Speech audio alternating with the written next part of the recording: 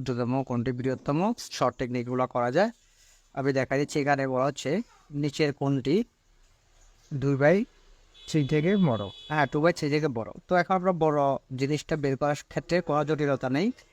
প্রথমে আমরা করবো কি, এগুলো হচ্ছে বৃহত্তম সংখ্যা বলছে। তো বলছে আমরা 50 লিখলাম, এ পার্ট লিখলাম, 8/11 লিখলাম, 3/5 লিখলাম, পরে 5টা লিখলাম, 13/27 লিখলাম। ঠিক আছে, আমাদের প্রথম কাজ হবে কোনায় কোনায় গুণ, উপরের লব দ্বারা। হ্যাঁ, এটা দিয়ে এটাকে গুণ, এটা দিয়ে এটাকে গুণ, উপরের লব দ্বারা গুণ করলে ওই মানটা এখানে বসাবো। 33 দিয়ে আমরা 11টা গুণ করলে আসবে 363। এটা এখানে বসাবো। এবার 50 দিয়ে 8কে কোনায় কোনায়, হ্যাঁ উপরেরটা দিয়ে নিচেরটাকে 8 দিয়ে গুণ করলে হবে আমাদের 400। 50কে 8 দিয়ে গুণ করলে 400। এবার 3 দিয়ে 27কে গুণ করবো, আমাদের আসবে 81। 13 দিয়ে 5 গুণ করলে আমাদের আসবে 65। আমাদের কাজ শেষ। এবার আপনি খুঁজে নেবেন কোনটা বড়, এটা বড়। হ্যাঁ, তার মানে আমাদের আনসার হচ্ছে 8/, এটা এটা হচ্ছে আমাদের অবস্থান, একেবারে সহজ। পরেরটা বলছে যে নিচের কোন মধ্যবিন্দুটি বড়। এখানে তো একটা প্রথম মান দেওয়া আছে 0.3, পরেরটা দেওয়া আছে 0.3, চিহ্ন দেওয়া আছে, তারপর হচ্ছে 1/3, 2/5, পরেরটা হচ্ছে 2/5। তো এটা তো মান দেওয়া আছে, আমরা এটার কাজ করবো। ধরেন এটা কয়ের মান, এটা কোত্থেকে আসছে 0.3√। হ্যাঁ, এটা তো আমরা সূচকেও করছি। ধরেন 3 দিয়ে আমরা এটাকে এখানে উঠে ফেলি বোঝানোর জন্য আর কি। তো এটাকে লেখা যায় 3/2 এভাবে লেখা যায়, অর্থাৎ 2 পরের নিচে 3 দিয়ে 2কে ভাগ করলে আপনার 20 লাগবে আর কি। হ্যাঁ, দশমিক 18, 3 × 18 মানে 6 সামথিং আসবে। ঠিক আছে, আবার 20, আবার নামবে 2, আবার 6 মানে 6 আসবে, অর্থাৎ 0.66।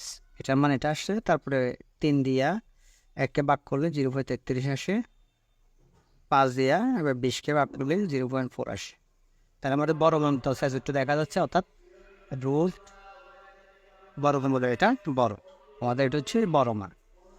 ঠিক আছে, আর তৃতীয় ধাপের 65 কমন পুবু 75-এর ভিতরে আমি এখন শীর্ষ দেখাই দিব। আর দ্বিতীয় ধাপের ভিডিওটা প্রায় ইতিমধ্যে দেখেছেন, 67 কমন ছিল 75-এ, প্রথম ধাপে 69 ছিল 75-এ, 18 কমন ইমানদারি স্কুল কলেজে গড়ে 83 মার্ক ছিল। যদি আমি এটা দিই না, এটা 40 পাইলে পাস, এই জন্য আমি শীর্ষ দিই নাই। আমি মার্বেলার যে পরীক্ষাগুলো হয় ওগুলো দিই। 45টা 40তম পিসিএসে 131টা পর্যন্ত কমন পড়ছে। আমি এখানে দেখাই দিচ্ছি, শীর্ষ আছে, ধৈর্য সহকারে সবাই দেখবেন। এটা পূর্ণাঙ্গ শীট থেকে, হ্যাঁ 46তম বিসিএসের। আর 45টার কিন্তু কভার পেজে ছিল না, এখানে কভার পেজে 127 প্লাস ছিল কিন্তু। হ্যাঁ, এটা কভার পেজে আছে সবগুলোতে। আর প্রাইমারিতে জানেনি, এগুলো আমি ভিডিও সহ দিয়েছি, আপনারা দেখেছেন। তাহলে আবার নিচের বর্গাংশগুলোর মধ্যে কোনটি বৃহত্তম, আমরা আগের মতো লিখবো 3/4, 5/6, 7/9, 11/18 আমরা লিখলাম। আমরা কম্পেয়ার করবো কোনায় বল পরেরটা দিয়ে। হ্যাঁ, 3 × 6 = 18, 4 × 5 = 20, তারপরে এবার 7 দিয়ে 18 গুণ করলে হবে 126, 9 দিয়া 99। তাহলে আমাদের কোনটার মানটা বড় হচ্ছে, 126-এর মানটা বড়, অর্থাৎ গ নাম্বারটা হচ্ছে বড়, 7/9 হচ্ছে আমাদের বড় মান, একেবারে সহজ। তারপর হচ্ছে কোনটি বৃহত্তম, আমরা লিখে 0.30 লিখলাম, 30, 0.90, তারপরটা হচ্ছে 4/5, তারপরটা হচ্ছে 7/8।